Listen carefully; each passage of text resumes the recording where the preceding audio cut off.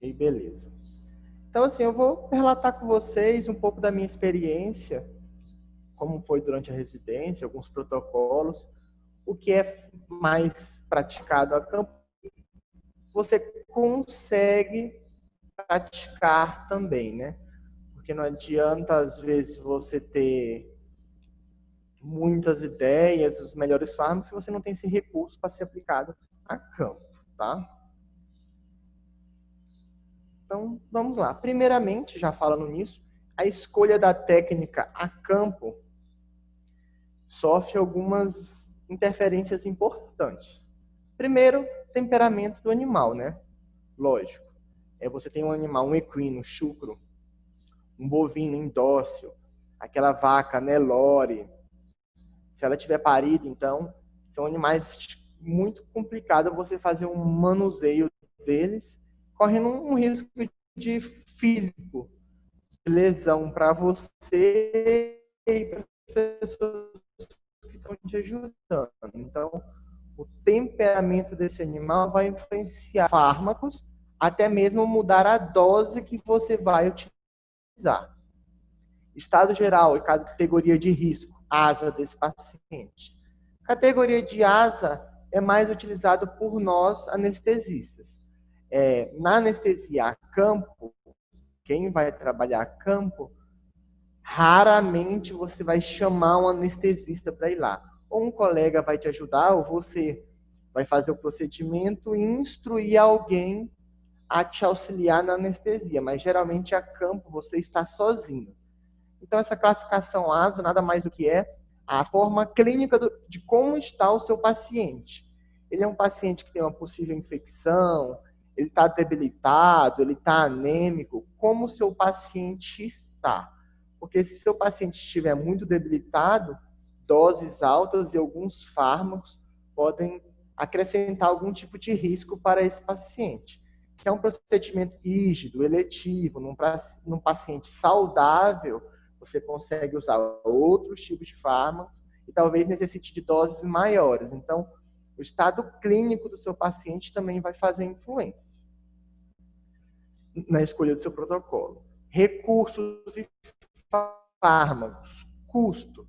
Como você faz um atendimento, né, você trabalha com isso, você recebe, você precisa lucrar, às vezes o tutor te dá algumas limitações de custo, que infelizmente a gente tem que levar em consideração.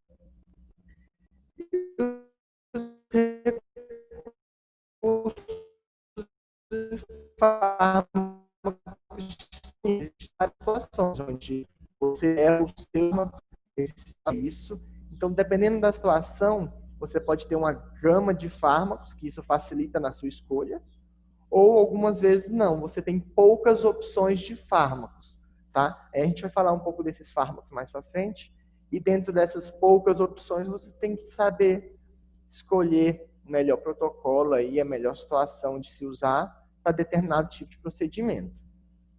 O procedimento vai fazer diferença, tá? O procedimento permite um bloqueio loco-regional, eu consigo ter uma analgesia legal naquela região. Preferência do cirurgião também faz diferença. O cirurgião, que muitas vezes vai ser você, é quem vai ficar por um certo período, 1 hora e meia, parado numa posição incômoda. Então, a melhor posição para facilitar o cirurgião também é de grande importância. E duração, né? Todo o seu protocolo deve ser pensado em um tempo de duração, que geralmente o procedimento dura, lembrando que você tem que ter formas de segurança, caso precise prolongar um pouco mais. Inicialmente, eu vou falar um pouco sobre drogas de emergência, por eu ser anestesiando com elas, eu vou falar um pouco delas, mas não é de grande uso na rotina a campo, tá? Graças a Deus. Na rotina a campo, graças a Deus, eu nunca precisei, mas sempre andava com elas na maleta, tá? Inicialmente a atropina, ela para bradicardias, muitas vezes farmacológicas. Nem todos os animais que a gente atendia eram rígidos, ou tinha animais debilitados que poderiam precisar de algum tipo de intervenção, tá? Então eu andava com a atropina dentro da maleta. Antigamente a atropina era muito utilizada na medicação pré-anestésica para prevenir os efeitos colaterais. Hoje em dia se não tem tanta finalidade em se fazer isso, onde muitas vezes esses efeitos colaterais podem nem aparecer, e onde os efeitos colaterais da própria atropina podem ter um efeito maléfico, né? Ruminantes, ela aumenta a viscosidade da saliva, isso dificulta a drenagem da saliva da cavidade oral, das regiões faríngeas, isso pode acabar gerando algum tipo de obstrução ali de região respiratória. Diminui a motilidade gastrointestinal, principalmente o equino. De extrema importância. Então, hoje em dia, se usa quando se nota algum tipo de interação, de uma bradicardia, eu vou e entro com atropina. Preferencialmente, existe um substituto que chama escopolamina ou iosina, encontrado comumente no Buscofim, que nós damos preferência para grandes animais, principalmente para os equinos. Por quê? Os efeitos colaterais são mais brandos e o tempo de duração da hipomotilidade é muito baixo, da alteração gástrica, do trato gastrointestinal é um tempo curto. Então eu consigo ter um controle melhor. As alterações da atropina duram muito tempo no equino, podendo desenvolver no futuro uma cólica. Então, sempre que possível, optar pelo Buscofim, pela escopolamina ou iosina, que é a mesma coisa. Em situações como a minha, onde muitas vezes eu não tinha escopolamina, eu tinha atropina, caso, em último caso, fosse necessário utilizar, tá? Mas sempre que possível, dar preferência para a escopolamina. Isso pensando em bradicardias, tá? Além dos fármacos que trabalhamos poder causar bradicardias, alguns pacientes com possíveis infecções, possivelmente algum tipo de sepse, poderiam desenvolver algum tipo de bradiarritmia. Então, eu gostava de ter esse fármaco de emergência. E, caso ativo, eu também andava com a dobuta dentro da minha maleta, para correção da pressão. Muito comumente utilizada em equinos, tá? Porque ela, na verdade, ela tem uma ação, na verdade, inotrópica, ou seja, estimula o trabalho do coração, que geralmente é a maior causa de diminuição da pressão em equinos, tá? Então, só para vocês terem noção, tá? A atropina e escopolamina são de fácil acesso para grandes animais. A dobutamina um pouquinho mais difícil, mas você pode ter elas de fármacos de emergência. Graças a Deus, a campo, eu nunca precisei usá-las a campo, só em centro cirúrgico, tá? Mas eu sempre tinha elas em casos de emergência. Mas como eu monitoro? Como eu sei que eu tenho que utilizar algum desses fármacos? A campo, principalmente, você não tem monitor multiparamétrico, você não tem grandes recursos. Então, a campo, o que eu sempre gostei de fazer foi a pressão arterial invasiva. A pressão arterial invasiva é muito simples de ser montada, desde que você use através de um manômetro anaeroide, que é esse relógiozinho aqui. Como ela funciona? Você vai ter um prolongador de equipo, ou um prolongador de seringa, acoplado a uma torneira de 3 vias, tá? E todo esse espaço vai ser preenchido por soro. A partir da torneira de 3 vias, você liga um outro prolongador de equipo, que não vai ter soro, vai ter ar dentro desse equipo. E esse equipo com ar vai ser acoplado ao reloginho anaeroide, tá? Então, muito simples de montar. Eu tenho um manômetro anaeroide para a pressão da artéria invasiva de uma forma muito simples. Acabamos de montar ele, tá? Qual a grande dificuldade? Canular uma artéria. Vai ser necessário canular uma artéria, geralmente facial, facial transversa, ou auricular na orelha. Depois que eu canulo uma artéria, eu acoplo a esse prolongador de equipo com o soro, tá? E eu vou abrir a via de contato entre o soro A e o manômetro. Então, vai ficar soro, torneira de 3 vias, fechada para o ambiente externo, ela vai abrir para segundo equipo com ar, que vai estar direto em contato com o manômetro. Tá? Quando a linha de água estabilizar, ela vai ficar a linha de água do soro, ar, manômetro. O espaço entre a linha de soro e a linha de ar, eu devo tentar deixar o mais próximo da altura que o coração se encontra, tá? E se eu manter essa linha na altura do coração, o manômetro anaeroide vai me dar o valor em tempo real da pressão arterial média do meu paciente. Uma das pressões mais fidedignas que tem. E a maior dificuldade em se fazer isso é que é muito simples montar o sistema com um reloginho anaeroide. Tá? Então, canulei a artéria, acoplei o reloginho anaeroide e eu tenho pressão arterial média em tempo real a campo. Tanto me dá a pressão arterial média, quanto a frequência do pulso do meu paciente. Então, eu tenho 2 parâmetros aí que eu consigo avaliar de forma simples a campo. Lembrando que quando você vai a campo, você vai estar sozinho ou alguém te auxiliando, mas você não vai ter um anestesista a campo. Então, isso dificulta, é uma função a mais para você fazer a campo. Então, não significa que você precise fazer em todos os seus pacientes.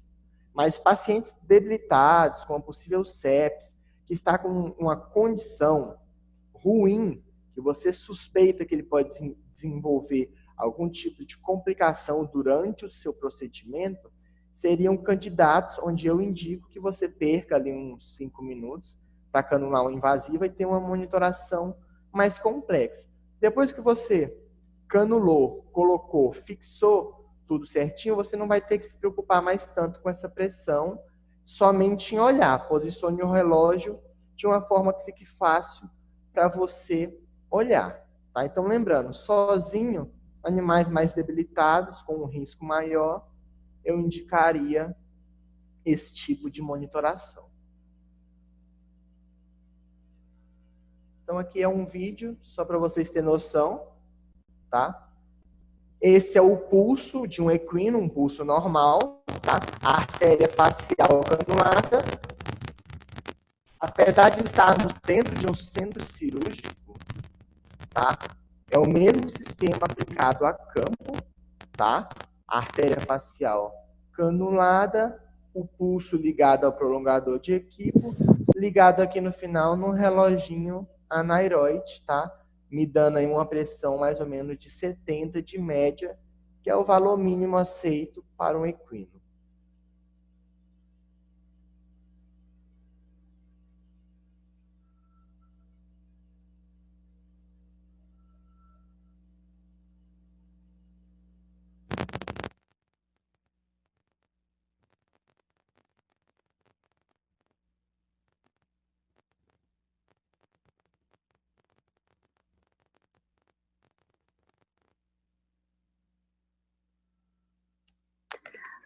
Posso só fazer um comentário rapidinho? Pode sim. Eu já usei esse sistema, muito legal, eu sou cirurgiã, né? Eu opero muito a campo e eu já usei esse sistema, eu acho fantástico, é muito prático.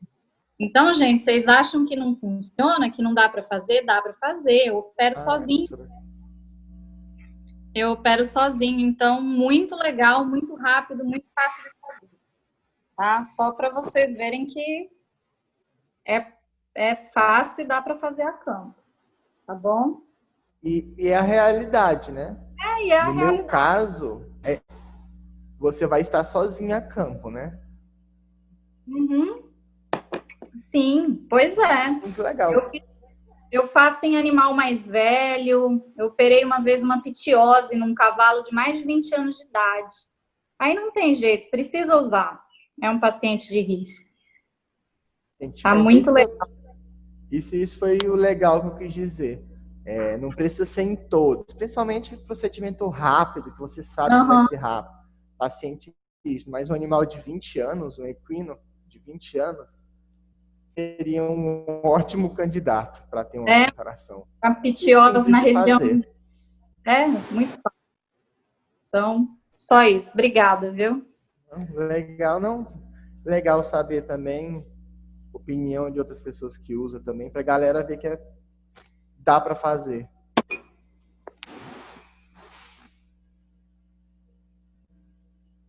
Tá. Então, a partir daí dessas noções assim de segurança, vamos dizer assim, de monitoração, vamos partir aí para a parte da anestesia, tá? Então, lembrando que estamos mexendo com grandes animais, animais de 500, 600, 700 quilos, 1.000, 1.200 quilos, tá? E animais de 40, 80 quilos também, os pequenos ruminantes também estão inclusos aí nessa parte, tá? Então, lembrarmos algumas considerações aí sobre esses animais, tá? Animais muito pesados. Vai ser o foco bovinos e equinos. Então, temos que tomar bastante cuidado com os riscos de miopatias e neuropatias após decúbito, tá? Às vezes eu tenho um boi aí de 1.200 quilos, onde eu posso ter em torno de 500 quilos comprimindo um nervo dele, tá? Por 30 minutos, 1 hora, eu posso gerar uma neuropatia, uma miopatia nessa região aí, gerar uma lesão irreversível nesse paciente, tá? Então, a gente vai tratar um problema e gerar outro. Então, eu tenho que tomar muito cuidado com o decúbito desses animais, tá? Equino raramente deita, ele não é da natureza dele deitar. Então, outra situação, tá? Tomar cuidado com o decúbito desses pacientes. Lembrando também do risco de timpanismo. Outro risco que a gente tem que tomar cuidado. O rumen do lado esquerdo nos ruminantes, então o decúbito do lado esquerdo deve ser evitado. O seco nos equinos do lado direito, sempre que possível também evitar a compressão do seco nos equinos, para evitar o timpanismo e, por dilatação gástrica, algum tipo de compressão dentro da cavidade abdominal. Acompanhei vários professores a campo. Um deles mesmo tinha um kit de colchões para grandes que ele levava para todas as fazendas que ele ia para acolchoar os seus pacientes, tá? Um colchão só para a região de escápula, por nervo radial. Tinha um colchão para a região de pelve, aqui para o nervo tibial, esquiático, com a proteção dessa região. E um colchãozinho só para a cabeça, para o nervo facial, tá? Então, ele andava com esses colchãozinhos de proteção para onde ele ia. Não tem o colchãozinho? Beleza, a maioria das pessoas não tem. Olhe o ambiente, o local onde você vai derrubar esse paciente. É um lugar macio, com grama, sem pedras. Uma pedra no local errado, embaixo de um nervo, pode fazer a compressão de um nervo. Então, tomar cuidado, um pedacinho de madeira, de pedra, procurar locais mais macio possível. Muitas vezes o pessoal escolhe até areia e formas de proteção do olho, bota um pano, alguma coisa para proteger o olho desses pacientes.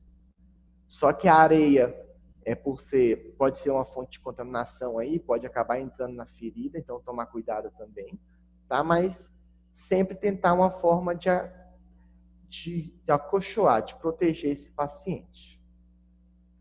Docilidade.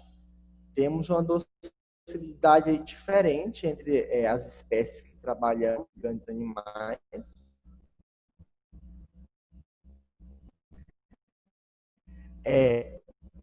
Um pouco contato com o ser humano, animais bravos, tá? Equinos têm um manejo com o ser humano maior, a maioria deles são domados já, então isso facilita o manuseio desses pacientes. E pequenos ruminantes, mesmo os indóceos, a gente na grande maioria das vezes têm uma facilidade de fazer uma contenção física nesses pacientes, pelo tamanho deles. Então, isso facilita a situação. Então, lembrando, pequenos ruminantes, eu consigo fazer uma contenção física, mesmo o animal sendo de uma índole difícil, pelo tamanho deles. Bovinos, vou precisar de tronco de contenção. Não é uma realidade toda fazenda ter esse tipo de contenção, tá? Às vezes você vai acabar se adaptando na propriedade. Muitas vezes se escolhe o decúbito em bovinos também por não ter um tronco ideal para tentar fazer um procedimento em pé. E aqui um tronco de contenção para equino. Também nem toda propriedade tem. Muitas vezes o pessoal monta na hora com madeira, faz algo na gama. Mas os equinos, pelo menos, geralmente, como são domados, eles têm uma índole, uma facilidade maior de ser manuseado. Nem sempre, lembrar sempre disso. Nem sempre, nem todo equino vai ser fácil de ser manuseado, mas em comparação com bovinos, na grande maioria é mais fácil mexer com os equinos. Tá? E aqui uma forma de um tronco de contenção seria o ideal. Nem particularidades. Ainda continuando dentro das particularidades, lembrando, o equino raramente deita. São animais extremamente pesados. Então, o decúbito a campo, em equinos principalmente, compromete muito a mecânica pulmonar, a parte respiratória dos equinos. Por isso, procedimento a campo, o ideal é que seja no máximo 1 hora, estourando 1h30, mas 1h30 já é um dado já, porque você não tem formas de ventilar o seu paciente a campo. Outra coisa, decúbito. Quanto mais dorsal você manter o seu paciente a campo, pior vai ser para ele. Então, decúbito lateral e external seria o ideal, tá? O decúbito lateral também inicia um prejuízo à parte mecânica pulmonar do equino depois de longos períodos em decúbito. Então, lembrando, o mais rápido o procedimento for, melhor para o seu paciente. Os ruminantes, eles têm, por natureza, o costume de deitar, de regurgitar, tá? Mas decúbito lateral e decúbito dorsal também não são posições fisiológicas, naturais desses pacientes. Também geram prejuízo na parte respiratória, tá? Outra coisa, o rumen possui uma capacidade de volume muito grande. E esse peso pode comprimir as vísceras, a parte pulmonar e respiratória desses pacientes. Igual o peso das alças intestinais dos equinos também pode pesar sobre a região de pulmão, de diafragma. Então, quanto menos tempo eles ficarem nessas posições de decúbito, melhor. Sempre que a opção de procedimento em estação for uma opção, e você conseguir realizar a estação, pensando no paciente, seria melhor. Eu evito o decúbito e alguns riscos para esse tipo de paciente. Não quero dizer que não dê para fazer um procedimento a campo em decúbito com equino. Dá para fazer. Tem que lembrar dessas particularidades e quanto mais rápido, melhor para o paciente. Eu diminuo o risco. Quanto mais pesado o seu paciente for, maior o risco. Além da mecânica pulmonar, de miopatia e neuropatia também. Ruminantes possuem um risco de regurgitação. Eles regurgitam por natureza, eles ruminam. Então, salivação excessiva pode fazer uma pneumonia respirativa. Então, tomar cuidado com os ruminantes, principalmente. Existem situações onde, às vezes, é necessário até eu fazer uma intubação ororuminal aí, passar uma sonda para evitar essa passagem de conteúdo do rumen para a cavidade oral. Tá? Decúbito, melhor decúbito external, ruim esquerdo para os ruminantes, por causa do rumen do lado esquerdo, O equino, o direito seria pior por causa do seco. Tá? Como eu evito ou diminuo os riscos de timpanismo e compressão da região respiratória? Eu tento diminuir esses riscos, já que eu preciso fazer um procedimento a campo. Jejum, tá? Fazendo o jejum, a gente diminui o peso das vísceras abdominais. Diminuindo esse peso, eu diminuo a compressão do diafragma, do pulmão, eu facilito a respiração do meu paciente, tá? Ruminantes, bovinos, 24 a 36 horas para bovinos. Muitas vezes esse jejum não vai esvaziar totalmente o rumen os rumen dos bovinos, mas você tem uma diminuição de um peso importante aí que vai fazer diferença para o seu procedimento. Hídrico de 6 a 12 horas. Pequenos ruminantes aí, jejum de 12 a 24 horas, ovinos e caprinos. Hídrico igual, 6 a 12 horas. E aferir o peso depois do jejum. Se vocês tiverem a oportunidade um dia de aferir antes do jejum e depois do jejum, vocês vão notar uma diferença muito grande no peso desses animais, antes e depois do jejum. Então, o peso para o cálculo das doses, o ideal é que seja feito depois do jejum. Eu vou ter uma diminuição no peso desse paciente. Equino, a mesma função do jejum para ruminantes, é a mesma para equinos. A diferença é que eles são monogástricos, os equinos. Então, 12 horas seria suficiente de jejum, tá? Também diminui pressão abdominal, risco de timpanismo. Jejum hídrico de 6 a 12 horas. E eles também sofrem interferência no peso corporal, tá? Então, aferir o peso após o jejum também seria o ideal. Quais situações eu não vou fazer esse jejum? Emergência, né? Eu preciso entrar com procedimento emergencial imediato com o meu paciente, infelizmente eu vou ter que desconsiderar o meu jejum. Lembrando que os riscos de timpanismo e compressão da parte respiratória vai existir, mas por ser um ato de emergência, eu preciso intervir imediatamente. Caso contrário, sempre que possível, fazer jejum. É de grande importância essa diminuição da compressão da parte respiratória. Falando em posicionamento, em decúbito, tá? Vou demonstrar um caso que aconteceu que eu anestesiei, que a gente teve. Foi a única vez, na verdade, na vida que eu vi chamar o anestesista a campo, tá? Mas era um experimento do pessoal da reprodução. Se tiver alguém da reprodução aqui assistindo, nunca mais façam isso com um anestesista, tá?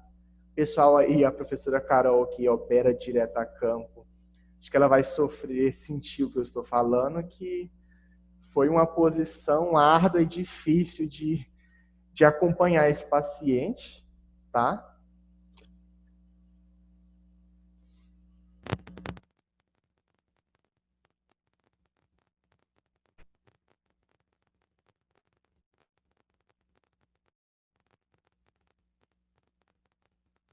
É um videozinho curto, eu tenho um monitor multiparamétrico ali do lado, tá? Esse paciente que anestesiou foi o meu R2, meu colega. Eu anestesiei uns 3 dias antes um outro paciente, só que eu não filmei, tá? O pessoal da reprodução estava querendo fazer um tipo novo de aspiração folicular e precisava manter um bovino em decúbito dorsal, onde a região caudal ficava mais alta que a região cranial.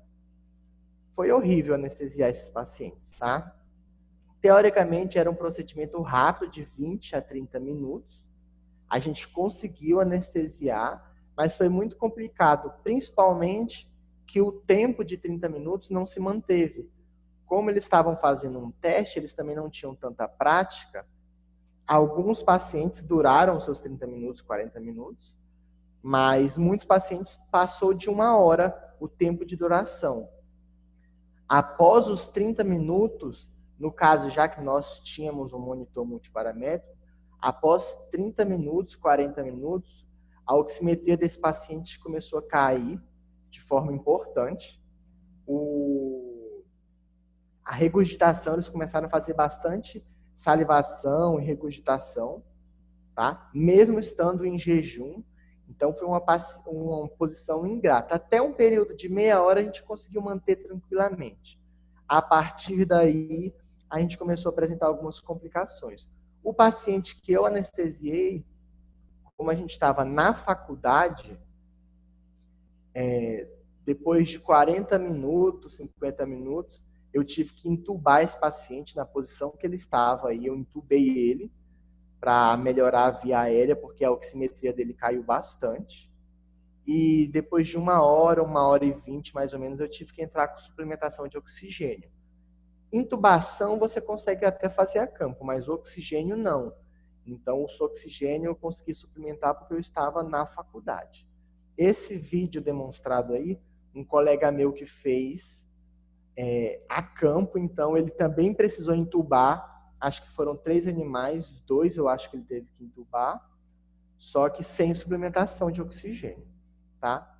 Eram animais pequenos, de até 170, estourando 200 quilos, tá? Mas mesmo animais com peso menor já apresentaram uma dificuldade respiratória importante nessa situação. Então, só mostrando algumas situações que vocês podem passar, mas é um decúbito muito difícil de ser mantido a campo.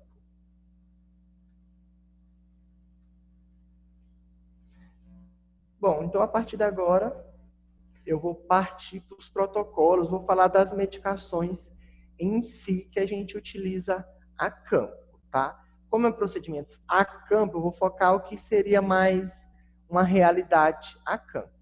Cepromazina, o fármaco mais utilizado na medicina veterinária, tá? Ruminantes, doses de 0,03 até 0,1 mg/kg, podendo chegar aí até 0,2. Acaba não sendo tanto utilizado em ruminantes, por quê? Geralmente os ruminantes com os quais nós trabalhamos aqui no Brasil são indóceis, são animais bravos, muito agitados, índole difícil. Então, a sedação da cepromazina nesses animais é baixa. E geralmente a gente quer induzir o decúbito nesses pacientes. Então, a gente acaba dando preferência para os alfa-2, que tem um poder sedativo maior. Mas caso você não tenha, queira pelo menos tranquilizar esse paciente, cepromazina sim é uma opção. Preferencialmente por via intravenosa, porque via intramuscular demora muito a absorção da cepromazina em ruminantes. Mas, dependendo da índole do animal, você não vai conseguir fazer por via intravenosa. Equinos, a dose vai de 0,02 a 0,6, aí 0,1 por via intravenosa, chegando também até 0,2, tá? Lembrando, a absorção aí pode demorar de 30 até 40 minutos intramuscular em bovinos, então a via que a gente mais utiliza em bovinos geralmente é intramuscular, então por esse tempo demorado da cepromazina ela acaba sendo pouco utilizada e a baixa sedação se comparada com os alfa-2. Então, em ruminantes é menos utilizado, em bovinos principalmente, na verdade, é menos utilizado. Pode ser administrado em gestante em doses mais baixas e deve ser evitado com certeza no paciente com choque, tanto hipovolêmico e distributivo, tá? É um fármaco que causa hipotensão, que causa sequestro esplênico de hemácias, tá? Então, você usar num paciente hipovolêmico e choque distributivo, você vai agravar muito a situação daquele paciente, tá? A hipotensão que aquele paciente já apresenta. Em equino foi muito utilizado, pode ser utilizado. Se são animais de índole boa, calmos, você vai ter um nível de sedação legal, aceitável, tá? Animais com a índole mais ruim, mais agitados, de sangue quente, os alfa-2 têm um poder sedativo melhor também, então a gente acaba optando pelos alfa-2. E aqui embaixo eu coloquei o priapismo e a paralisia peniana. Existe pequeno relato na literatura de uma lesão após o uso de acipromazina que causou paralisia peniana em garanhões. Então, é extremamente raro isso acontecer. Muitos defendem que, na verdade, a lesão foi física e não por causa da acipromazina, mas como garanhões são caros, o risco de você perder um garanhão de alto valor zootécnico, aquele medo de perder um garanhão, acaba se evitando o uso da acipromazina em garanhões equinos, por causa desse relato. É muito baixa estatisticamente a chance disso acontecer, mas como tem-se o relato, acabou se criando um medo de se usar em garanhões. É um protocolo, é uma opção. Se você não tiver o alfa-2, você pode utilizar. Mas lembrando, se eu tenho um alfa-2 que tem uma sedação melhor, não tem esse tipo de relato com a utilização dos alfa-2, eu posso sim evitar a acipromazina. Não teria por que eu fazer ela, tá? Se eu tenho o alfa-2 como segunda opção, tá? É um fármaco muito utilizado em éguas paridas, para acalmar a égua enquanto se realiza algum tipo de procedimento nos potros, tá? Então, uma opção para acalmar as éguas, aquelas mães bem agitadas, tá? E a partir de agora nós vamos partir para os alfa-2 agonistas, que são uma maior realidade hoje em dia, é o que a gente mais utiliza, tá? Sedação leve a intensa, dependendo da dose. Então, quanto maior a dose, maior a sedação, tá? Dose pode variar de 0,1 até 2 miligramas quilo de xilazina. Geralmente a gente trabalha em torno de 1, estourando 1,5, tá? Tem uma ótima sedação os alfa-2, mas tem efeitos indesejáveis. Diminui a frequência respiratória, tem bradicardia, causa bradicardia, diminui pressão arterial, diminui motilidade, predispõe a bloqueio atrioventricular. Nossa, professor, esse tanto de efeitos indesejáveis não é um risco a campo? Apesar de todos esses efeitos, em animais rígidos, tem uma utilização muito boa. Apesar dos efeitos colaterais, desses efeitos indesejáveis, você tem uma margem de segurança muito boa para a utilização dos alfa-2 em pacientes rígidos. O score corporal bom, que não tem um tipo de infecção, pacientes que estejam bem. Quando você parte para animais debilitados, aí esses efeitos indesejáveis passam a ter uma importância maior. E dose, né? Se eu tenho um animal debilitado e eu preciso usar um alfa-2, eu não vou usar a mesma dose de um garanhão que vai castrar. Eu consigo reduzir a dose para evitar efeitos colaterais, tá? Contraindicado em gestante em terço final, tá? Animais debilitados e alterações cardíacas. Não é padrão você ter um cardiopata equino ou você avaliar, fazer um exame cardiológico em pacientes a campo. Não é uma realidade. Mas pacientes de alto custo, de alto valor, de algumas áreas importantes, muitas vezes você sabe se esse paciente tem algum tipo de problema cardíaco. Caso você saiba disso, é contraindicado os alfa-2 para alterações cardíacas, tá? Porque dá bloqueio atrioventricular, diminui a frequência cardíaca, tá? Mas tirando isso, pacientes rígidos com pouco grau de baixo asa, que a gente fala na anestesia, né? Com algum tipo de classificação simples, sem ser séptico, sem ser um tipo de infecção, sem estar anêmico, você também consegue utilizar e reduzir dose.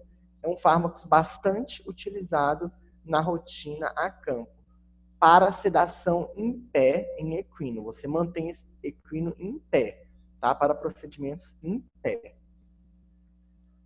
Ruminantes. Você também consegue utilizar a xilazina, um alfa-2 agonista. Na verdade, provavelmente hoje em dia é o fármaco mais utilizado em ruminantes. Por quê? Os ruminantes, por algum motivo da espécie, algo deles, eles têm uma sensibilidade muito maior aos axilazina especificamente, não é nem aos alfa-2, é axilazina especificamente. O equino precisa de doses 10 vezes maiores de xilazina do que os ruminantes. Então, eles são 10 vezes mais sensíveis do que os equinos, tá? Então, por esse poder de sedação muito grande que a xilazina causa nos ruminantes em geral, acaba sendo o fármaco mais utilizado, porque você usa dose baixa, atinge um grau de sedação que você espera, um grau de sedação intensa, na grande maioria das vezes leva decúbito nos bovinos, tá? Nos bovinos, a xilazina leva decúbito para procedimento no chão, tá? Então, isso tudo você acaba fazendo com um único fármaco, tá? O gado europeu é mais sensível, aliás, menos sensível do que o gado taurino, tá? Então, o Nelore, o Ghee, eles são mais sensíveis do que o Angus, por exemplo, à xilazina, tá? Dose varia de 0,03 mg/kg até 0,2 mg/kg. Lembrando que o equino pode chegar até 2 mg/kg, tá? Pequenos ruminantes. Na literatura, relata o risco de edema pulmonar devido ao uso de alfa-2 em pequenos ruminantes, principalmente em ovinos, tá? Só que a mesma literatura fornece como protocolo os alfa-2 ainda como opção para os ovinos. Então, você pode utilizar, mas lembrando do risco de edema pulmonar. Então, diminui dose quando tentar utilizar em ovinos e caprinos principalmente. Bovinos, o risco, na minha experiência, é menor de ter algum tipo de edema pulmonar, alguma coisa desse tipo. Ovinos e caprinos, o risco é um pouco maior, mas você ainda consegue utilizar. Mas por serem animais menores, você consegue fazer uma contenção física. Então você consegue reduzir doses e consegue fazer intravenoso, então você consegue usar ketamina nos ovinos e caprinos também, tá? Então você consegue diminuir bastante a dose dos alfa-2 nos pequenos ruminantes. Bom, aqui nós temos um paciente a campo, tá? Para um procedimento de cesariana. Sempre que possível, animal dócil, você evita algum tipo de sedação e vai partir para um bloqueio logo regional, tá? Porque qualquer fármaco que você utilize na gestante pode passar o neonato. Então, sempre que possível, você evita e, se necessário, tentar utilizar doses mais baixas, tá? No caso desse paciente especificamente, era uma vaca leiteira, extremamente calma, não precisei fazer nenhum tipo de alfa-2 nela. Ela aceitou o bloqueio loco regional tranquilamente, foi feito tanto incisional quanto paravertebral, e ela aceitou o procedimento de cesariana tranquilamente. Então, eu consegui fazer um procedimento só com uma anestesia local nesse paciente, sem ela relutar, sem ela brigar. Esse é um paciente que eu anestesiei ele algumas vezes, ele fez cirurgia de amputação de dígito, e a primeira vez que eu sedei ele, eu sedei com xilazina. Eu coloquei ele aqui para relatar uma das vezes que eu sedei esse animal, para fazer um curativo, ou seja, ia ser um procedimento muito rápido. Em vez de eu usar o alfa-2, eu usei acepromazina com butorfanol. Eu não tenho utilizado tanto em ruminantes na rotina esse protocolo, mas essa vez que eu utilizei, eu gostei bastante.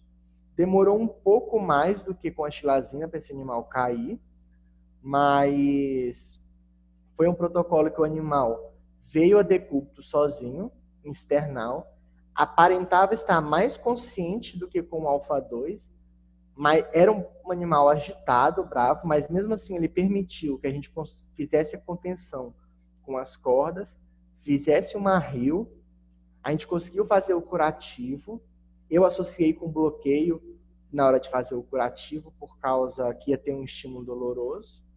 Ele aceitou tranquilamente fazer o procedimento só com acepron e com butorfanol, e a recuperação dele foi extremamente rápida, se comparado com os alfa-2.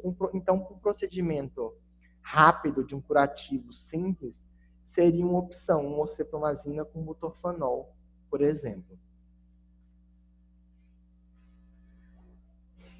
Bom, continuando nas medicações que a gente utiliza para sedação em grandes animais, tá? Eu falei da xilazina e da cepromazina, e agora vamos falar da detomidina. A detomidina nós vamos focar mais em equinos, pois é onde ela é mais utilizada, tá? Já utilizei em ruminantes, tem uma sedação legal, só que eles parecem ser menos sensíveis à detomidina, que teoricamente é mais potente do que a xilazina, do que em relação à xilazina. Então, para ruminantes é muito pouco utilizado porque a detomidina ela é mais cara do que a xilazina, tá? E ela tem um efeito menos potente, vamos dizer assim, em ruminantes. Então, acaba sendo menos utilizado. Em equinos, ela tem um efeito, uma potência maior, duração maior, e você usa volumes muito baixos. Então, acaba compensando a sua utilização nos equinos, tá? Às vezes que eu utilizei em ruminantes, ela demora muito a levar o decúbito, ou não leva, o animal fica sedado, porém em estação, tá? As doses podem ser utilizadas de 0,02 a 0,05 miligrama a quilo. Então, notem que são doses maiores do que a dos equinos. As doses da detomidina para equinos é de 0,01 até 0,02, 0,03 miligrama a quilo. Doses usuais, animais domados, calmos. Animais muito estressados, agitados, pouco contato com o ser humano, você pode acabar chegando a 0,08 miligrama a quilo. Mas é difícil você usar doses acima de 0,03. Não é padrão. Usei algumas vezes em animais chucro, a campo, que não tinha contato nenhum com o ser humano, tá? No geral, a gente se restringe até um 0,03 de detomidina.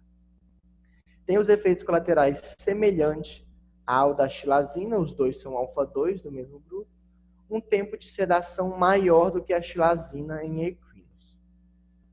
Tá? Então, aqui um animal sedado com xilazina, notem a altura da cabeça, que está quase na posição normal, é um animal com olho vivo, então ele está bem responsivo, teve um grau de sedação baixo. Só que ele já está apoiado na barra de contenção vermelha aqui, ó, então ele já teve um certo grau de sedação. Então, assim, como eu avalio o grau de sedação do meu paciente? Posicionamento da cabeça, abaixamento de cabeça, se está escorando em algum posicionamento, em algum tronco de contenção, em alguma barra, em algum canto, se esse animal está se escorando. Pitose palpebral e labial, eu também em forma de avaliar o grau de sedação, e a exposição peniana. Então, ó, exposição peniana, início de uma sedação, tá? É comum tanto na cepromazina quanto nos alfa-2 agonistas, tá? Abaixamento de cabeça na posição aqui em cima. Esse animal foi sedado com detomidina e teve um ótimo grau de sedação. Tem um abaixamento de cabeça, se compararmos com esse animal, muito maior nesse paciente aqui. Então, o grau de sedação dele foi muito maior. E pitose, tanto palpebral, ou seja, tem uma queda da pálpebra desses pacientes, tá? É uma forma de avaliar. E pitose labial, são formas de avaliar o grau de sedação do meu paciente. Ok? A partir daí, esses são os principais fármacos utilizados a campo. Xilazina, na grande maioria, para ruminantes. Equino, tanto xilazina quanto detomidina, são o que a gente mais utiliza. O butorfanol é um opioide, hoje em dia, que voltou para o mercado. É uma ótima arma para você ter escondida com você. Por quê? Ele é um pouco caro, isso acaba dificultando a sua utilização. Mas existem situações que ele complementa tanto a analgesia quanto potencializa a sedação. Então, é um ótimo fármaco para você ter escondido ali, caso você ache necessário complementar com analgesia e sedação, é um ótimo fármaco para você utilizar. um fármaco bem seguro. Então, pacientes debilitados poderia ser uma opção para você. Você poderia ainda associar com alfa-2, mas doses mais baixas de alfa-2, pensando em dar maior segurança para pacientes debilitados, tá? Então, seria um ótimo protocolo. Dá uma analgesia de 1 a 2 horas e tem uma potente potencialização da sedação. Na rotina a campo vai ser o que é a maior realidade para vocês, vai ser o butorfanol. Morfina, metadona e demais opioides é muito mais difícil você ter acesso a esse tipo de fármaco a campo, tá? Mas caso você tenha, a morfina em si, já utilizei, é um ótimo protocolo para auxiliar na analgesia a campo. Principalmente pessoa variabilidade de vias, intramuscular, subcutâneo, intravenoso e principalmente epidural. Os opioides podem causar hipomotilidade, gerar cólica, quando administrado em várias doses no mesmo dia ou por vários dias. Então, a via epidural tem um tempo de duração maior, podendo chegar até 24 horas de duração, com fornecimento de analgesia. Então, é uma ótima via que você pode chegar com a morfina ou associação de morfina com xilazina, tá? Mas não é uma realidade, é de difícil acesso você conseguir ter morfina a campo. Não tendo essa opção, nos resta o butorfanol, que hoje em dia já é bastante utilizado, é um fármaco de escolha muito bom. A partir daqui vamos pensar em neuroleptonalgesia, infusão contínua, que vai ser a manutenção da nossa anestesia, caso eu precise levar o meu paciente no chão, decúbito ou em estação, tá? Eu posso fazer infusão de xilazina, posso fazer infusão de morfina, tá? E preferencialmente que eu gosto de fazer infusão de detomidina, 10 a 20 microgramas quilo-hora, tanto em estação quanto em decúbito. A morfina eu gosto de fazer quando você pode ter acesso a ela, senão o butorfanol é um ótimo substituto. Lidocaína eu gosto de fazer infusão só para procedimentos que envolvam víscera e cavidade abdominal. Senão eu utilizo ela muito pouco em infusão contínua a campo. Tá? Então aqui é um exemplo, apesar de ter sido na faculdade, você pode fazer isso a campo, desde que tenha um tronco de contenção. Esse animal foi sedado com detomidina por via intravenosa, um bolus de 10 microgramas quilo, e foi mantido na infusão contínua de detomidina, 10 a 20 microgramas quilo-hora. Então, aí eu consigo fazer várias horas de procedimento em estação com infusão contínua de detomidina. Poderia ter adicionado também o butorfanol na infusão contínua, caso eu achasse que seja um procedimento doloroso. Lembrando, sempre que possível, todos esses tipos de sedação que a gente falou, sempre que possível, auxiliar com anestesia loco-regional. Se você consegue fazer um bloqueio, uma anestesia loco-regional, se o animal não sente, diminui anestésico geral, diminui sedativo, tá? E dá maior segurança para o seu procedimento, para o seu paciente. Tá? Aqui são formas de cálculo de gotas, tá? Acho que o pessoal que já está tendo essa palestra já deve manjar um pouco de cálculos, tá? Não vou focar tanto nisso. Mas, no geral, esse tipo de sedação de procedimento se indica orquiectomia a campo, suturas a campo, alguns tipos de laparotomia, laparotomia em estação pelo flanco, já anestesiei para alguns professores a campo, criptorquida. O ideal é num centro cirúrgico, mas já anestesiei a campo em algumas situações no Pantanal, onde não tinha nenhum centro cirúrgico perto. Cesárea, nucleação, penectomia. Todo esse tipo de procedimento você consegue fazer a campo, desde que você tenha um protocolo analgésico de bloqueio loco-regional também bom, adequado para o tipo de procedimento, tá? Lembrando, a anestesia loco-regional vai ser de grande importância a campo. Ela não é um foco da nossa palestra hoje, mas ela vai ser crucial se você tiver uma rotina a campo, de cirurgia a campo. Tá? Então, aqui para finalizar, vamos partir para os fármacos de indução anestésica. Lembrando, xilazina gera decúbito, é o fármaco mais utilizado em ruminantes. A partir dali, anestesia loco-regional e procedimento cirúrgico. Geralmente se restringe a isso. Caso eu não consiga fazer uma anestesia loco-regional, consigo fazer uma infusão de butorfanol, de detomidina nesses pacientes também.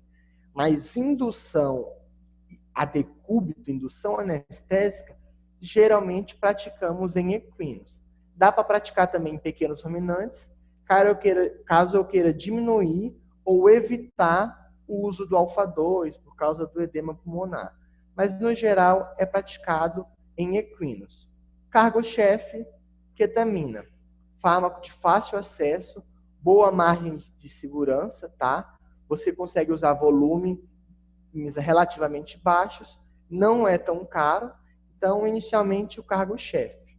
É um anestésico dissociativo, ou seja, não tira os reflexos protetores, esse animal vai continuar respirando, vai ter reflexo de glote, de tosse, reflexo ocular, tá?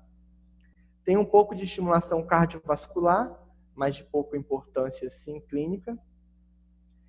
Pode correr salivação excessiva, rigidez muscular. Por isso, sempre que usar ketamina, nunca usar ela sozinha. Sempre associar com algum outro fármaco. Por quê? Rigidez muscular, mioclonia, movimentos de pedalagem, pode ser perigoso para você e para as pessoas que estão te ajudando durante a manipulação desse paciente. Excesso de salivação, falsa via, você pode fazer, então, sempre utilizar com outros fármacos para diminuir os efeitos colaterais da ketamina, tá? Quais são esses fármacos?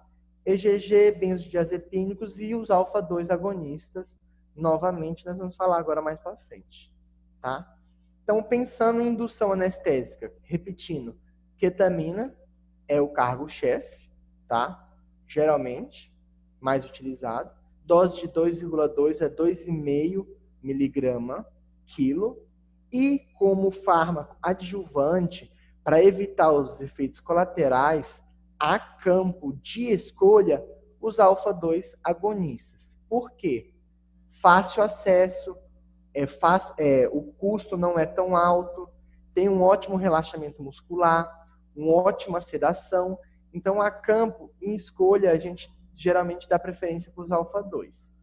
Os benzodiazepínicos, hemodinamicamente, seriam melhor do que os alfa-2, tá? E pensando em paciente debilitado e tal. Qual o grande problema? O mesmo problema da morfina. Os benzodiazepínicos são fármacos humanos. É difícil você ter acesso a eles a campo. Então, acaba sendo inviável a sua utilização pela dificuldade de acesso a esse tipo de fármaco. Mas também é um ótimo protocolo, pensando em estabilidade mais seguro do que os alfa-2. Um ótimo protocolo para pacientes debilitados a campo. Ketamina com benzodiazepínico. Ótimo protocolo, só que infelizmente os benzodiazepínicos são de difícil acesso. Tá? Então a gente acaba optando ainda pelos alfa-2. Voltando nos ruminantes aqui, dose de indução de ruminantes, 2 mg de ketamina. Para evitar os alfa-2, eu poderia usar o benzodiazepínico aí nos ovinos e caprinos, 0,2, 0,4 mg quilo de benzodiazepínico, só que tendo o mesmo problema do que em equinos. É difícil o acesso de benzodiazepínico a campo, então a gente acaba optando pelo alfa-2, só que doses mais baixas. Sempre que for fazer uma indução anestésica em equinos, fazer uma boa MPA, medicação pré-anestésica. Lembra de todas as sedações que a gente falou? Com acepromazina, com xilazina, com detomidina, vai ser minha medicação pré-anestésica. Ou associar um alfa-2 com butorfanol. Por quê? Todos os efeitos colaterais que a gente citou da ketamina, de mioclonia, espasmo muscular, salivação, eu consigo evitar com a minha medicação pré-anestésica, com o meu grau de sedação, e melhorar a qualidade da minha indução anestésica. Lembrando, é um animal de 500 quilos, 600, 700 quilos, que vai cair nos seus pés. Então, se ele cair em cima de você, ele pode te machucar. Então, a medicação pré-anestésica dá uma melhor qualidade na indução, diminui os efeitos colaterais da ketamina e dá maior segurança para um procedimento de indução anestésica. Tá? Tem que ser um local tranquilo e seguro. O equino é um animal, uma presa extremamente assustado, agitado. Então, um equino agitado, ele vai se assustar em um local muito barulhento, tá? Então, tentar manter um lugar tranquilo e seguro e levantar a cabeça do equino para induzir que ele sente, como eu vou mostrar aqui nas fotos na frente, tá? Sempre que possível, proteger ao máximo a cabeça do equino. Você consegue guiar o corpo dele através da cabeça, e se ele bater a cabeça, pode gerar um trauma crânioencefálico. Existe um peso muito grande sobre a cabeça do equino, então tem que ter alguém protegendo a cabeça dele durante a indução anestésica, tá? Como mostra na imagem, ó, o rapaz está controlando a cabeça do equino, ele sentou e o rapaz da cabeça consegue guiar ele para o decúbito lateral a partir de agora, tá? Mas sempre segurando para que esse animal não boleie e não taque a cabeça no chão, não gere um trauma crânioencefálico aí, uma lesão importante no crânio desse equino, tá? Então aqui temos imagens de anestesia a campo.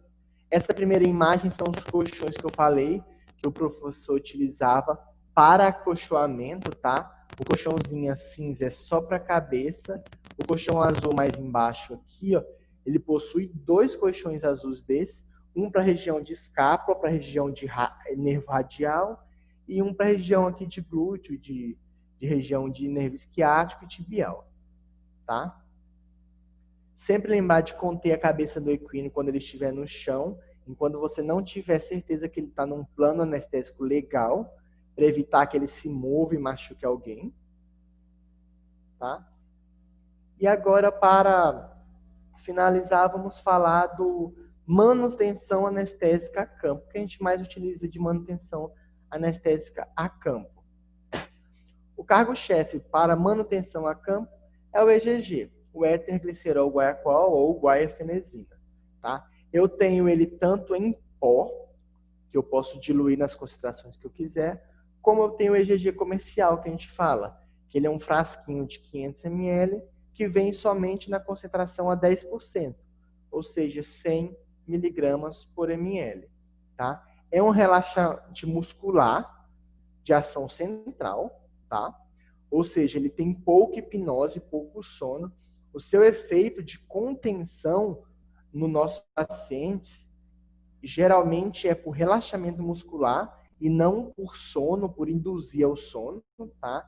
O que significa que deve ser associado com bloqueio loco-regional, com uma analgesia legal, porque se o seu paciente está sentindo, você vai ter que usar doses absurdas de EGG, porque o poder hipnótico de sono dele é muito baixo.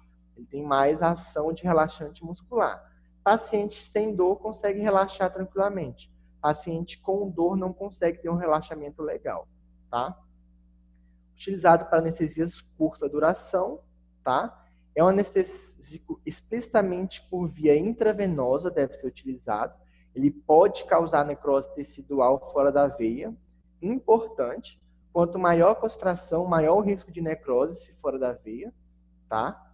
E as suas doses vão de 30 a 100 mg quilo, bolos, seguido de infusão contínua de 30 a 100 mg quilo hora, tá?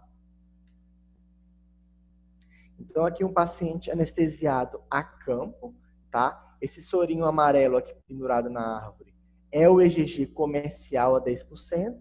Aqui um acesso venoso canulado, tá? E no caso, na situação, eu tinha um recurso a mais da bomba de infusão, que não é uma realidade a campo, tá? O que você deveria ter feito é colocar um outro soro ou diluir dentro do EGG a detomidina que eu estou utilizando naquela bomba de infusão. Eu estou usando 20 microgramas quilo-hora de detomidina na bomba de infusão, porque eu tinha ela disponível, mas na realidade a campo a gente diluiria essa detomidina no EGG para poder fazer o que a gente chama de gota tripla, que eu vou explicar agora mais para frente. O que é a gota tripla? Que é o protocolo utilizado a campo na grande maioria das vezes para equino.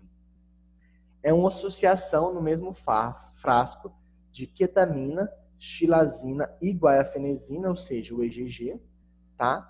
Onde o relaxamento, você vai associar o relaxamento muscular do EGG, o relaxamento muscular e a analgesia visceral da xilazina e a analgesia somática da ketamina com a dissociação. Então, você vai associar 3 fármacos nesse soro e dar uma maior qualidade para o seu protocolo, porque você consegue reduzir a dose dos 3, reduzindo dose, você reduz efeitos colaterais também. O protocolo, mais ou menos, se baseia aí, existe vários protocolos na literatura, o que eu mais utilizei foi esse aqui. Ketamina, 2 mg por ml, tá? Então, num frasco de 500 ml, possuía 10 ml de ketamina. Xilazina, 0,5 mg por ml. Num frasco de 500 ml. Da xilazina para equino, que é de 100 mg por ml, eu colocava 2,5 ml. Da xilazina para bovino, caso eu tenha os 2 volumes, caso qual xilazina você tenha na hora, tá? Então, a xilazina para bovino, para 500 ml, seriam 12,5 ml. Um frasco de 500 ml. E o EGG? Bom, o EGG nós temos 2 opções. O em pó, se eu tenho um em pó, eu prefiro trabalhar com concentrações mais baixas. Então, eu trabalharia com ele a 5%, 50 mg por ml. Principalmente que, na minha experiência, o EGG em pó é um pouco mais potente do que o comercial e eu tenho menos risco de necrose tecidual. Caso você só tenha o EGG comercial, você vai trabalhar com ele a 10% mesmo, 100 mg por ml. Ele já é um frasco de 500 ml, então você adicionaria nesse frasco a ketamina e a xilazina nessas concentrações. Tá? Aqui é o mesmo protocolo que eu mostrei anteriormente, só que para um frasco de 1 litro. Para um frasco de 1 litro, deve ser o EGG em pó, tá? Você só vai conseguir fazer com EGG em pó. Você vai adicionar 20 ml de ketamina para manter aí 2 mg por ml, 5 ml de xilazina de equino para manter 0,5 mg por ml e 50 mg, 5.000 no caso, 50.000 miligramas de pó de EGG diluído em um soro de 1 litro. Literalmente você vai diluir, ele vem em pó, você tem que pesar e diluir ele, tá? E você vai fazer um EGG aí de 5%, 50 miligramas por ml, que é o EGG, a formulação com que eu mais trabalhava durante a residência, tá? Caso você só tenha o EGG comercial, você mantém aquele protocolo anterior que a gente mostrou agora há pouco, tá? Lembrando, esse protocolo vai ter a dissociação da ketamina com analgesia somática do tecido muscular, analgesia visceral e sonolência da xilazina e o relaxamento muscular do EGG. Então, um protocolo multimodal. Associado com anestesia loco-regional, é um ótimo protocolo para se fazer em um equino em decúbito a campo. É para procedimentos de até 1 hora, estourando 1h30. A partir de 1 hora, você começa a ter acúmulo de fármacos, aumenta os efeitos colaterais e você tem risco de miopatia e depressão respiratória. Então, sempre que possível, até 1 hora. Tá? Esse é o protocolo mais utilizado. No protocolo da gota tripla, você pode utilizar qualquer alfa-2 que você quiser. No Brasil, o mais utilizado e que a gente tem comercialmente é a detomidina e a xilazina. O protocolo convencional utiliza xilazina. Eu, na minha rotina, agora no final da residência, eu utilizei bastante a detomidina, tá? 20 miligramas, ou seja, num soro de 1 litro, você vai adicionar 2 ml de detomidina, ou no soro de 500 ml, no EGG comercial, você adiciona 1 ml de detomidina e substitui no lugar da xilazina, tá? Na minha rotina, eu gostei bastante da utilização da detomidina, preferi a detomidina na xilazina, só que como eu, anestesista, ia a campo, eu fazia diferente. Eu associava o EGG e a ketamina e trabalhava com a detomidina separado, tá? Por uma forma, escolha minha, um protocolo meu só por gosto mesmo, tá? Mas você pode simplesmente trocar a xilazina da gota tripla pela detomidina. Eu acho que dá uma melhor estabilidade hemodinâmica, mantém a pressão dentro dos valores normais, tem pouco risco de hipotensão, aumenta o grau de sedação e eu consigo diminuir bastante as doses de EGG e ketamina. Tá? Então, para finalizar, recuperação anestésica deve ser muito bem vigiada, tomar muito cuidado, onde a gente tem grandes complicações na recuperação em equinos, principalmente, ele podendo se machucar seriamente, tá?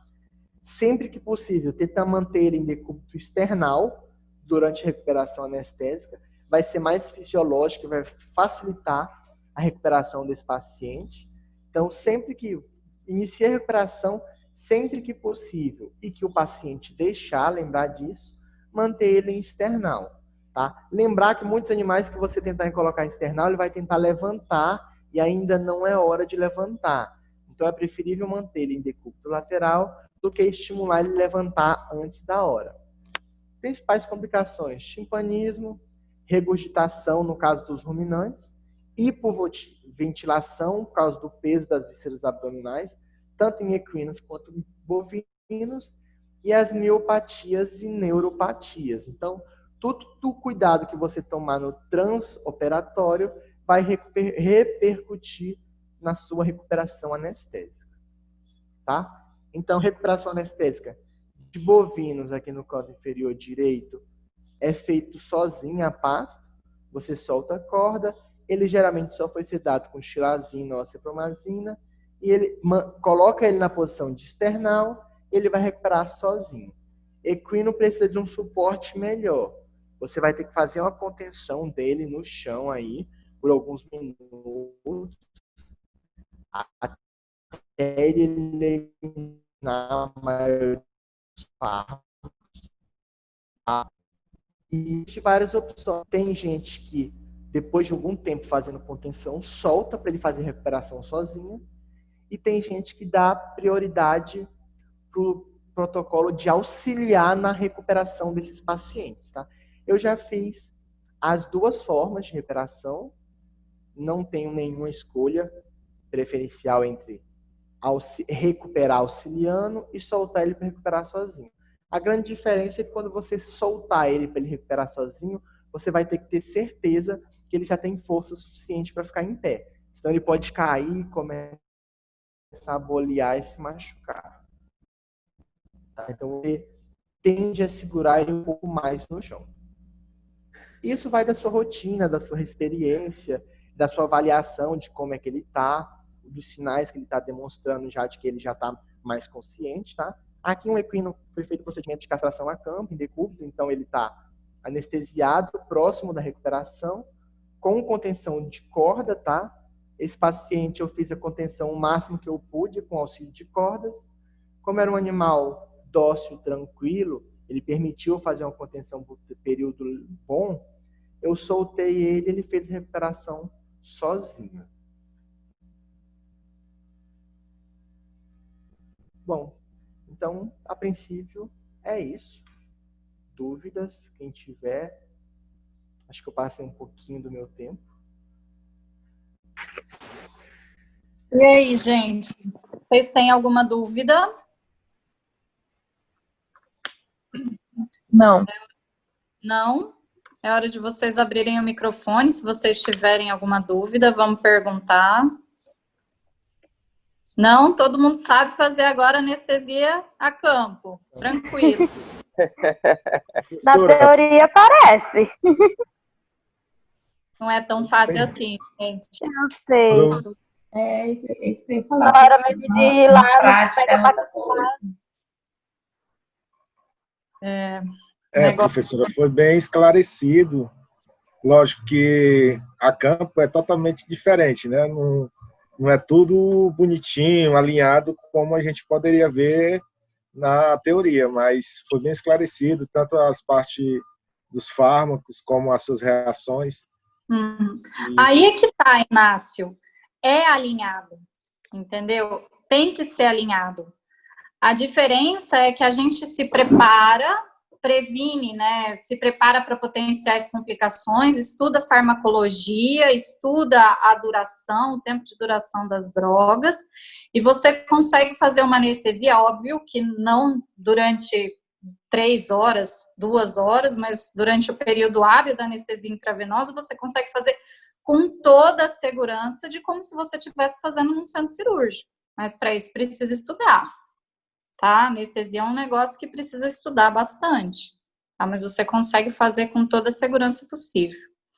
Bom dia. Queria perguntar para o Juliano aí a questão da chilazina que ele falou aí, para temperar o EGG. Caso eu não tenha a 10%, que ele falou a 10%, né? Ficar em torno do volume de 2 ml e meia. Se eu tivesse só a 2%, qual volume vai ficar em torno? Só um momentinho. Lá no slide tinha, na verdade, eu acho que eu pulei e acabei não falando. Tinha mesmo, acho que era 12 ml e meio. 12 ml e meio para 500 ml. No caso do EGG de 1 litro, para quem tem o pó, seriam 25 ml da de bovina. A concentração dela é muito baixa comparada à de equino. Casos agropecuários, esses EGG pronto, ele já é pronto para uso ou eu ainda tenho que adicionar alguma coisa? Pronto para uso. Ele, além de pronto para uso, o EGG comercial, ele até vem uma tabelinha nele do protocolo que eles recomendam do tripodip, da gota tripla, que é a diluição com ketamina e xilazina.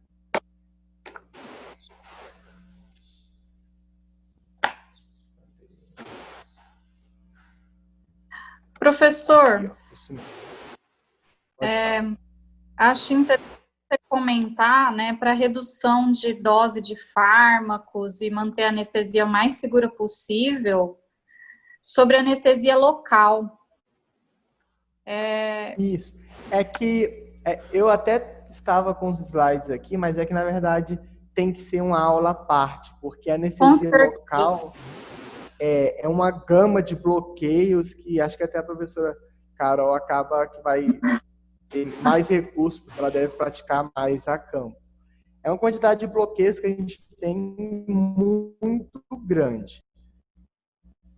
Mas, de uma forma resumida, para vocês entenderem, o que o animal não sente de dor, ele não tem incômodo, tá? Então, assim, se eu tenho um paciente fazendo um procedimento sem bloqueio, ele está sentindo dor, eu vou ter que aumentar o meu EGG. Doses muito altas de EGG pode interferir na respiração. Por quê? Quem respira é um músculo. Então, doses altas de EGG, se eu uso relaxante muscular, eu diminuo a função de um músculo. Eu vou reduzir a capacidade de respirar desse paciente. São grandes animais, eles já têm o peso da víscera sobre o pulmão, por exemplo. Então, eu tenho um fármaco agora de respiração. Aumentei um risco para esse paciente. Caso eu esteja num triple drip e eu aumentei a dose no triple drip, eu aumentei quem também?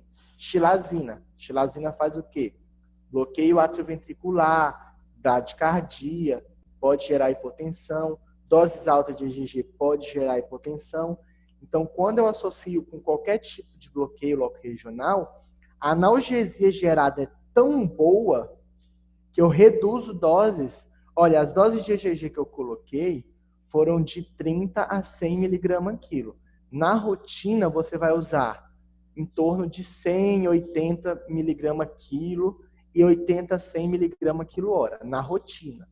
Eu já consegui usar 30 mg/kg na minha rotina, que é uma dose muito baixa de EGG, porque eu tinha uma associação de um bloqueio loco-regional uma analgesia legal que propiciou que eu conseguisse trabalhar com dose baixa. Menor depressão respiratória, menor arritmia, bradicardia, maior segurança para o meu paciente. Entendeu? Então, quando eu falo de anestesia local regional, qualquer uma que você conseguir adicionar, mesmo que ela não seja perfeita, completa, como assim? Vou dar um exemplo. Epidural. Epidural em grandes muito se restringe à região de períneo ali, tá? O que eu já fiz bastante é epidural com xilazina e com morfina. Como eu falei, aquela dificuldade de acesso à morfina. Mas se você conseguir se planejar antes, conseguir adicionar, a epidural com xilazina e morfina não vai bloquear os membros pélvicos do seu paciente e vai propiciar uma analgesia muito boa em região abdominal. Não é um bloqueio total, o paciente vai sentir, mas o limiar da dor dele vai aumentar bastante, ou seja, ele vai aceitar a dor muito mais fácil, só com a adição de xilazina e morfina. E quando eu consigo usar o anestésico loco regional, essa analgesia é completa.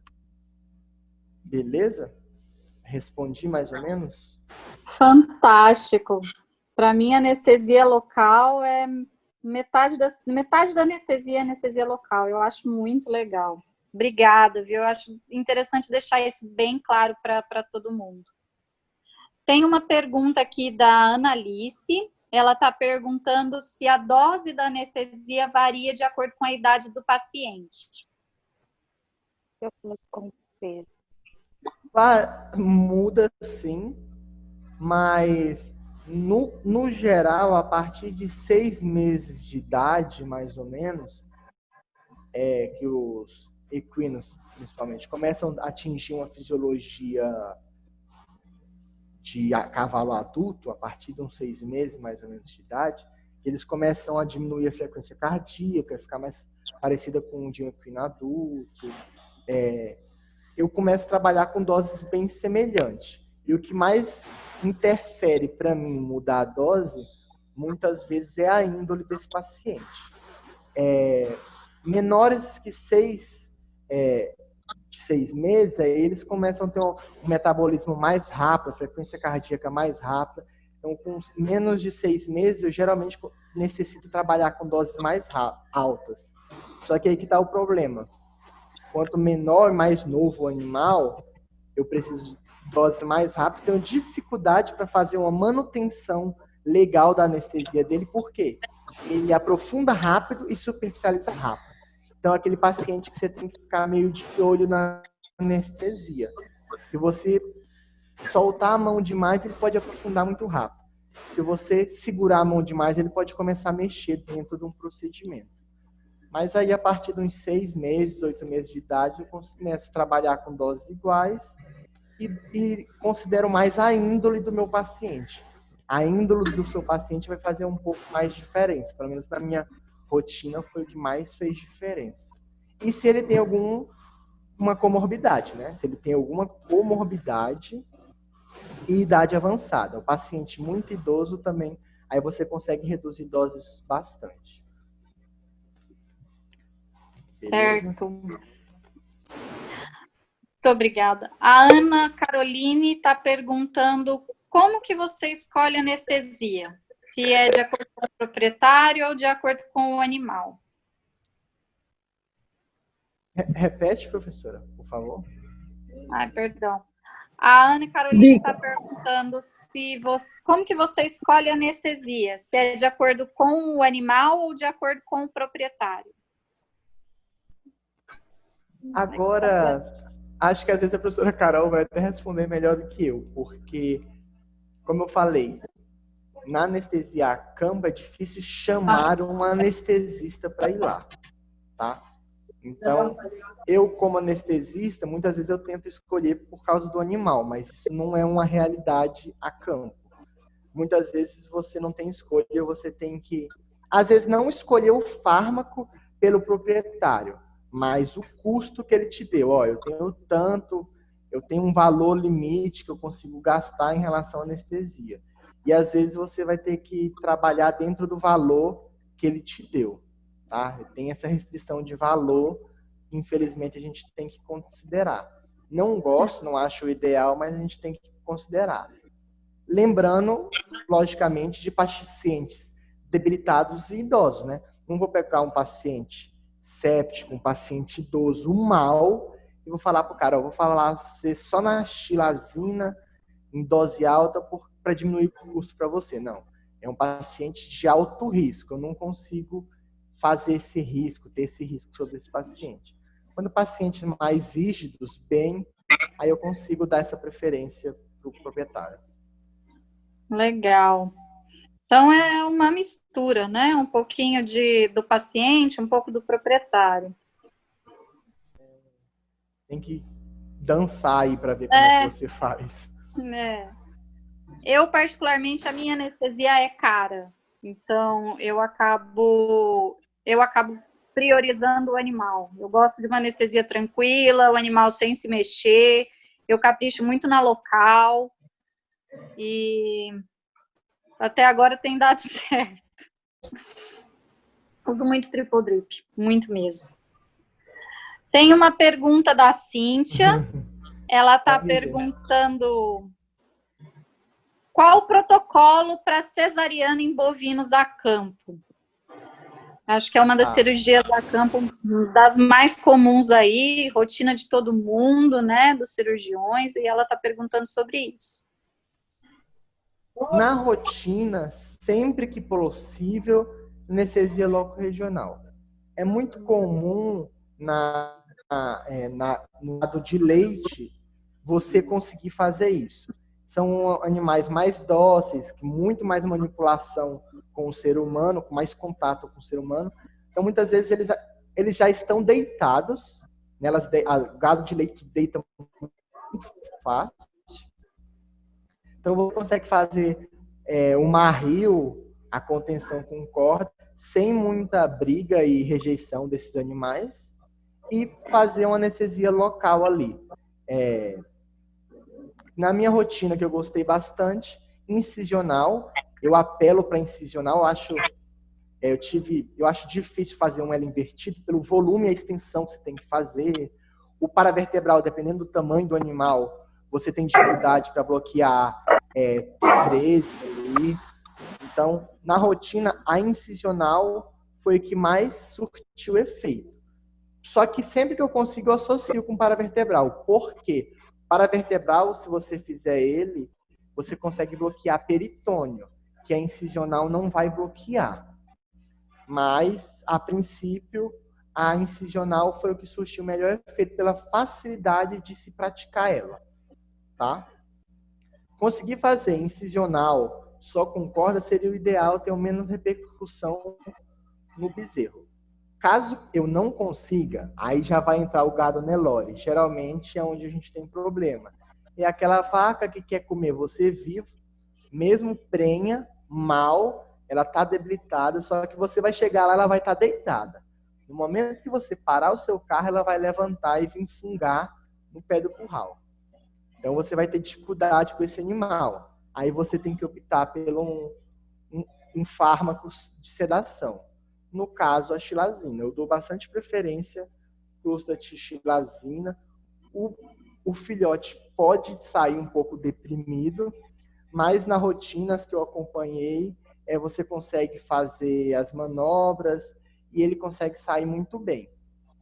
Lembrando, né, que às vezes o animal vai sair da cesárea debilitado, pode vir até a óbito o neonato, mas não é nem porque você usou xilazina, é porque ele está lá naquela situação ruim a hora, são 2, 3 dias, já tem insuficiência, será com o tempo, o procedimento antes de você conseguir, que já gerou algum tipo de lesão nesse paciente. Aí quando você vai fazer, esse animal já está com um sofrimento muito grande. Então, ele pode ficar óbvio por causa, às vezes, do tempo e não por causa da xilazina. E sempre que eu conseguir reduzir a dose da xilazina, mesmo nessa situação, é melhor para o paciente.